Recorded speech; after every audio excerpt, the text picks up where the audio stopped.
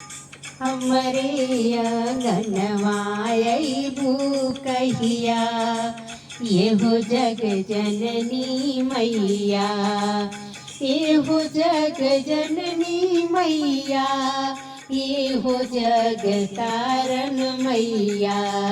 हमरे अंगनवायबू कहिया, येहो जग जननी मैया। सब दिन मैया हो चरण पखर हो।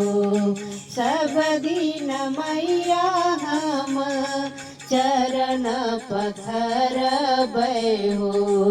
नित्य भोरे उठी मैया आरती उतर हो। नित्य भोरे उठी मैया आरती उतर हो।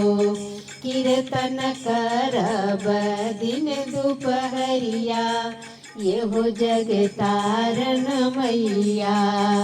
हमारे आंगनवायबू कहिया, येहो जग जननी मैया। हम तऊ हई मैया दीन दुख हारिनी हो। हम तऊ हई मैया दीन दुख हारिनी हो। नाही हमरे मैया मोरी महल अटारी हो। नाही हमरे मैया मोरी महल अटारी हो।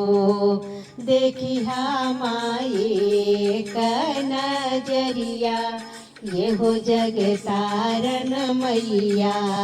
देखी माये का नजरिया, येहो जग तारन मैया। हमारे आंगनवायबू कहिया, येहो जग तारन मैया। सब कर मैया हो कष्ट हरैली। सब कर मैया हो कष्ट हरैली। हमसे मैया काहे मुख मुड़ेली। हमसे मैया काहे मुख मुड़ेली। पार लगैहा हमारी नैया, येहो जग तारन मैया। पार लगैहा हमारी नैया, येहो जग तारन मैया। कब अइबू हमारे आंगनवा, येहो जग तारन मैया। हमारे आंगनवायबू कहिया, येहो जग जननी मैया।